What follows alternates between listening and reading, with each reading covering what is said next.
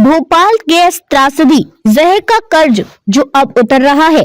Bhopal gas त्रासदी का जहर, 40 साल बाद आखिरकार शुरुआत हुई जहर से राहत की ओर। भोपाल से हटाए जा रहे 337 मीट्रिक टन जहरीले कचरे, रात के सन्नाटे को चीखों ने चीर दिया। दिसंबर की ठंडी हवा जो भोपाल की सड़कों पर अब तक राहत देती थी, अचानक मौत का सामान बन गई।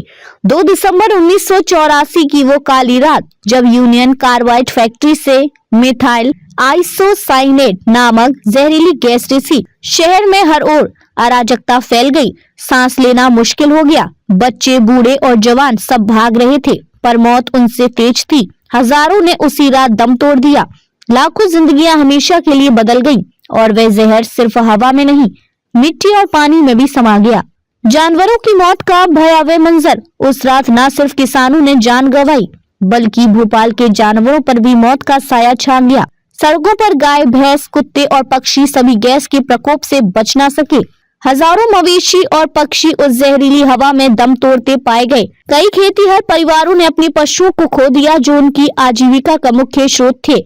इस घटना ने न सिर्फ मानव जीवन बल्कि जानवरों और पर्यावरण को भी गहरा आघात पहुंचाया। आज उस त्रासदी को 40 साल और 30 दिन बीत चुके हैं। उस जहर का कर्ज अब उतरने की शुरुआत हुई है। यूनियन कार्बाइड की बंद पड़ी फैक्ट्री से 337 मीट्रिक टन जहरीला कचरा हटाने का काम शुरू हो चुका है। वो रात और उसके बाद का दर्द। उस रात करीब 5000 लोग मारे गए थे। अनाधिकारिक आंकड़ों में ये संख्या 15000 से भी अधिक बताई गई जो जिंदा बच गए। वे गैस के दुष्प्रभाव से कभी उबर नहीं पाए। यह जहर अगली पीढ़ियों तक पहुंचा। बच्चों में विकलांगता और बीमारियों का कारण बना। फैक्ट्री में बने कीटनाशक सेवन के उपोत्पाद और अधूरे रसायन 40 साल तक वहीं पड़े रहे। धीरे धीरे जमीन को जल स्रोतों में जहर घोलते हुए इस कचरे में लेड, मरकरी और अन्य जहरीले रसायन मिले हैं जो कैंसर और प्रजनन संबंधी बीमारियों का कारण बने। सालों तक खिंचता रहा मामला। इस कचरे को हटाने की मांग दशकों से उठती रही। 2007 में गुजरात और 2012 में जर्मनी में इसे नष्ट करने के प्रस्ताव स्थानीय विरोध के कारण रद्द कर दिए गए। हर बार सरकार और अदालतें असफल रही। आखिरकार शुरुआत हुई। 2024 में केंद्र सरकार ने 126 करोड़ रुपए जारी किए। सुप्रीम कोर्ट और हाई कोर्ट के निर्देशों के बाद पीथमपुर स्थित एक विशेष साइट पर इस कचरे को निष्क्रिय और नष्ट करने की योजना बनी। 1 जनवरी 2025 को 12 लीक प्रूफ और फायर रेजिस्टेंट कंटेनरों में कचरे को यूनियन कार्बाइड की फैक्ट्री से निकालकर पीथमपुर ले जाया गया। 250 किलोमीटर का ग्रीन कॉरिडोर बनाया गया जिसमें पुलिस, सुरक्षा, फायर ब्रिगेड और एम्बुलेंस तैनात रही। कैसे होगा नष्ट?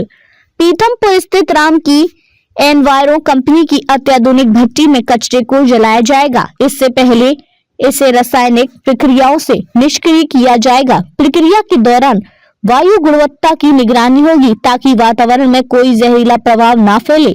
भोपाल की जमीन और यादों में जहर। भोपाल गैस त्रासदी ने न केवल जिंदगियां छीनी बल्कि औद्योगिक लापरवाही की सबसे कड़वी तस्वीर पेश की। अमेरिका ने इस त्रासदी से खुद को अलग कर लिया और यूनियन कार्बाइड के मालिक वॉरेन एंडरसन पर कोई ठोस कार्रवाई नहीं हुई। 2004 में एक रिपोर्ट में पाया गया कि प्लांट से 5 से 10 किलोमीटर तक के हैंडपंप जहरीले हो चुके थे। कितने लोगों पर इस कचरे का असर पड़ा, इसका हिसाब शायद कभी नहीं लग सकेगा। क्या ये न्याय है? ये कदम भोपाल के लोगों के लिए राहत की उम्मीद जरूर लाता है, लेकिन 40 साल का ये इंतजार दर्द से भरा रहा है। यह कचरा केवल मिट्टी और पानी में नहीं बल्कि लोगों की यादों और उनकी जड़ों में बसा हुआ है। क्या ये पहल उन घावों को भर पाएगी जो वक्त के साथ और गहरे हो गए हैं? शायद नहीं, लेकिन ये एक शुरुआत है। ये उम्मीद जगाती है कि भविष्य में ऐसी त्रासदियों को रोका जाएगा। भोपाल के लोग अब भी अपनी जिंदगियों को संजोने और इस जहर के बोझ से उबरने की कोशिश कर रहे हैं। ये पहल उस संघर्ष का प्रतीक है, जहर के कर्ज को चुकाने की एक कोशिश।